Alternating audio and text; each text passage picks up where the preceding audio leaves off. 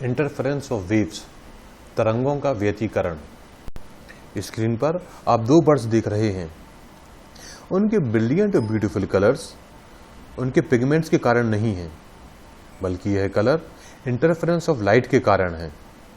Interference of light in birds के feathers के कारण उत्पन्न होता है। तो इंटरफेरेंस या व्यतिकरण से हम क्या समझते हैं? जब किसी माध्यम में दो लाइट वेव्स, उनकी फ्रीक्वेंसी समान हो और उनके बीच में जीरो या कांस्टेंट फेज डिफरेंस हो और एक ही डायरेक्शन में ट्रेवल कर रही हो, तो उनके सुपरपोजिशन के कारण कुछ पॉइंट्स में लाइट की इंटेंसिटी मैक्सिमम हो जाती है और कुछ पॉइंट्स में लाइट की इंटेंसिटी मिनिमम हो जाती है। यही फिनोमेनन जो कि रीडिस्ट्रीब्यूशन ऑफ एनर्जी के कारण होता है, इस फिनोमेनन को कहते हैं इंटरफेरेंस या व्यतिकरण। आपने देखा होगा कि रेनी सीजन में मोटर व्हीकल से ऑयल गिरकर सड़क पर गिर जाता है और फिर जब उस पर सूरज की रोशनी पड़ती है तो उसमें कई डिफरेंट कलर्स निकल आते हैं, हमको कई कलर दिखते हैं। इसी तरीके से पानी में यदि ऑयल की एक पतली फिल्म डल जाए, एक ड्रॉप डाल दीजिए आप ऑयल की, एक पतली फिल्म आती है, उस पर सूरज की रोशनी पड़ती है, तो सूरज की रोशनी पड़ने के कारण वहाँ पर फिर हमको कुछ कलर्स दिखने लगते हैं। ये जो कलर्स हमको दिख रहे हैं, ये कलर्स इंटरफेरेंस या व्यतिकरण के कारण होते हैं।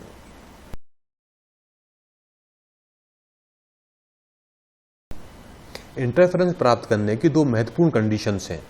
वो कंडीशंस हैं, light source must be coherent. Light source coherent होना चाहिए, कला संबंध होना चाहिए, मतलब उससे निकलने वाली लाइट की कांस्टेंट फेज डिफरेंस होना चाहिए।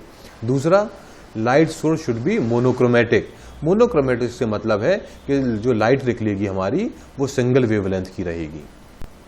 इंटरफेरेंस दो तरह के होते हैं, कंस्ट्रक्टिव इंटरफेरेंस और डिस्ट्रक्टिव इंटरफेरेंस।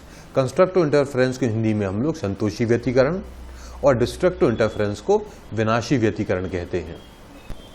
कंस्ट्रक्टिव इंटरफेरेंस से हमारा मतलब होता है, जिसको हिंदी में हम लोग संतोषी व्यतिकरण भी कहते हैं, जब दो लाइट वेव किसी मीडियम में ट्रेवल कर रही हैं, एक ही डायरेक्शन में जा रही हैं और उनमें फेज डिफरेंस एक सा है, एक समान फेज के साथ वो चल रही हैं, तो वो सुपर इम्पोज होंगी। सुपर इम्पोज होने के कारण जो रिजल्टेंट वेव बनेगी, उस रिजल्टेंट वेव की एम्पलीट्यूड इंडिविजुअल वेव के एम्पलीट्यूड के सम के बराबर होगी और ये इसकी इंटेंसिटी मैक्सिमम हो जाएगी। तो इसको हम बोलेंगे कंस्ट्रक्टिव इंटरफेरेंस। स्क्रीन पर आप देख भी रहे हैं, दो वेव हैं, एक ही डायरेक्शन में जा रही हैं, फेज डिफरेंस भी एक समान है और दोनों जब मिलती हैं तो जो आपको रिजल्टेंट वेव मिल रही है उसका आप देख लीजिए एम्पलीट्यूड कितना बढ़ गया। ये कहलाता है कंस्ट्रक्टिव इंटरफेरेंस। डिस्ट्रक्टिव इंटरफेरेंस से मतलब होता है, जिसको हिंदी में हम लोग विनाशी व्यतिकरण भी कहते हैं। डिस्ट्रक्टिव इंटरफेरेंस से मतलब होता है जब दो लाइट वेव एक ही मीडियम में ट्रेवल कर रही हैं, एक ही डायरेक्शन में जा रही हैं, लेकिन उनके जो फेज है वो अपोजिट हैं। तो यहाँ पर अब क्या होगा, जो रिजल्टेंट वेव है उसका एम्पलीट्यूड इंडिविजुअल वेव के एम्पलीट्यूड के डिफरेंस के बराबर होता है और जो कुछ भी रिजल्टेंट है उसकी इंटेंसिटी हो जाएगी मिनिमम, और इस इंटरफेरेंस को हम लोग बोलते हैं डिस्ट्रक्टिव इंटरफेरेंस या विनाशी व्यतिकरण। स्क्रीन पर आप देख भी रहे हैं, दो वेव हैं, एक ही डायरेक्शन में जा रही हैं, लेकिन उनके फेज डिफरेंस देख के बिल्कुल अलग हो गए, अपोजिट हो गए, और जो रिजल्टेंट मिल रहा है वो आपको किस तरह का मिल रहा है, ये कहलाएगा हमारा डिस्ट्रक्टिव इंटरफेरेंस या विनाशी व्यतिकरण। तो विनाशी व्यतिकरण में क्या हो रहा है, दो वेव जा रही हैं, एक ही डायरेक्शन में जा रही हैं, फेज उनका एक समान है, तो एक वेव का क्रेस्ट दूसरे वेव के क्रेस्ट से मिलता है, एक वेव का ट्रफ दूसरे वेव के ट्रफ से मिलता है। इस कारण से उनका एम्पलीट्यूड और ज़्यादा इंक्रीज हो जाता है, तो क्या होगा, रिजल्टेंट इंटेंसिटी मैक्सिमम हो जाएगी। तो ये हमारा इंटरफेरेंस हो गया कंस्ट्रक्टिव इंटरफेरेंस। तो मान लीजिए जो हमारी दो वेव्स हैं उनकी इंटेंसिटी है I1 और I2 और जो रिजल्टेंट बन रही है उस रिजल्टेंट वेव की इंटेंसिटी है I।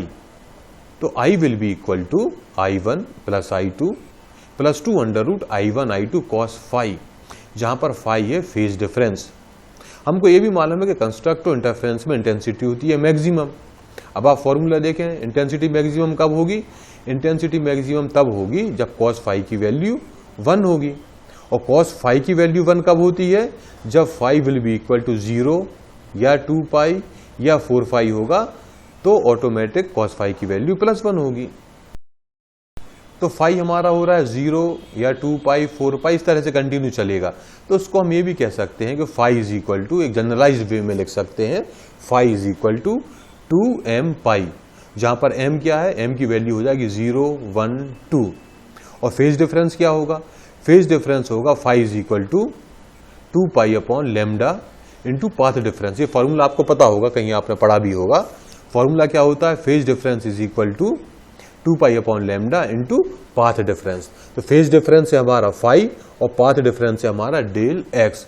तो पाथ डिफरेंस इसी फॉर्मूले को हम कैसे लिख सकते हैं? अब हम लिख देंगे path difference del x is equal to lambda upon 2 pi into phi, क्योंकि जब 2 पाई अपॉन लैम्डा दूसरी साइड जाएगा तो क्या बन जाएगा?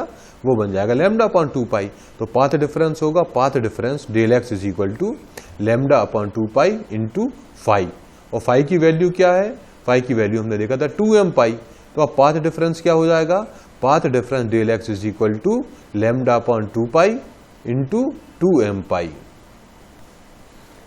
अब राइट हैंड साइड पे हम ऊपर और नीचे 2 पाई कैंसिल कर देंगे। तो अब फॉर्मूला क्या हो जाएगा? फॉर्मूला हो जाएगा del x is equal to m into lambda, जहां पर m है 0 1 2 कंटिन्यू चलेगा। तो डेल एक्स क्या हो जाएगा? 0 लैम्डा 2 लैम्डा 3 लैम्डा कंटिन्यू चलता रहेगा। तो कंस्ट्रक्टिव इंटरफेरेंस के लिए नेसेसरी कंडीशन क्या हो गई? पहली क्या हो गई? The phase difference between two wave must be 0 और इवन मल्टीपल ऑफ पाई, यानी कि दो वेव्स के बीच में जो फेज डिफरेंस है, जो कलांतर है, वो क्या होना चाहिए? वो या तो 0 रहे या इवन मल्टीपल ऑफ पाई रहे। इवन मल्टीपल मतलब 2 4 6 8 इवन मल्टीपल ऑफ पाई कहलाता है। और पाथ डिफरेंस क्या होगा? पाथ डिफरेंस रहेगा दो वेव्स के बीच में 0 या even multiple of lambda upon 2। Path difference यानी पथांतर। पथांतर क्या होगा? ये रहेगा 0 या even multiple of lambda upon 2। तो स्क्रीन पर आप देख रहे हैं कंस्ट्रक्टिव इंटरफेरेंस में कैसा होगा। दो वेव्स हैं, दोनों वेव्स के आप देख लीजिए फेज भी एक से हैं, तो दोनों एड ऑन होंगे और एड ऑन होने के बाद जो हमारी रिजल्टेंट वेव बन रही है उसका एम्पलीट्यूड बढ़ गया है, इंटेंसिटी भी बढ़ गई है। तो ये इंटरफेरेंस कहलाता है कंस्ट्रक्टिव इंटरफेरेंस। तो डिस्ट्रक्टिव इंटरफेरेंस या विनाशी व्यतिकरण में क्या हो रहा है? हमने देखा था कि डिस्ट्रक्टिव इंटरफेरेंस में दो वेव हैं, एक ही मीडियम में जाती हैं, लेकिन इनके फेज अपोजिट हैं। फेज अपोजिट होने का मतलब होता है एक वेव का ट्रफ दूसरे वेव के क्रेस्ट से मिलेगा और पहले वेव का क्रेस्ट दूसरे वेव के ट्रफ से मिलेगा। दोनों अपोजिट चीजें मिल रही हैं। अपोजिट चीजें मिल रही हैं तो रिजल्टेंट इंटेंसिटी हमारी 0 या मिनिमम रहेगी। और इस तरह के इंटरफेरेंस को हम लोग बोलते हैं डिस्ट्रक्टिव इंटरफेरेंस या विनाशी व्यतिकरण। और ये जो आपके क्रस्ट और ट्रफ को क्या बोलते हैं? क्रस्ट या ट्रफ से हमारा मतलब होता है शृंग या गर्त। तो अब देखिए हमारे पास दो वेव हैं, उनकी इंटेंसिटी है I1 और I2 और रिजल्टेंट वेव की इंटेंसिटी है I। तो फॉर्मूला क्या होता है? फॉर्मूला होता है I is equal to I1 plus I2 plus 2 under root I1 I2 cos phi. Phi phase difference है, इसको हम हिंदी में कलांतर कहते हैं। तो डिस्ट्रक्टिव इंटरफेरेंस के लिए इंटेंसिटी होनी चाहिए मिनिमम। तो जब मिनिमम इंटेंसिटी है मतलब कॉस फाई की वैल्यू होगी -1। कॉस फाई की वैल्यू -1 होगी मतलब फाई क्या होगा?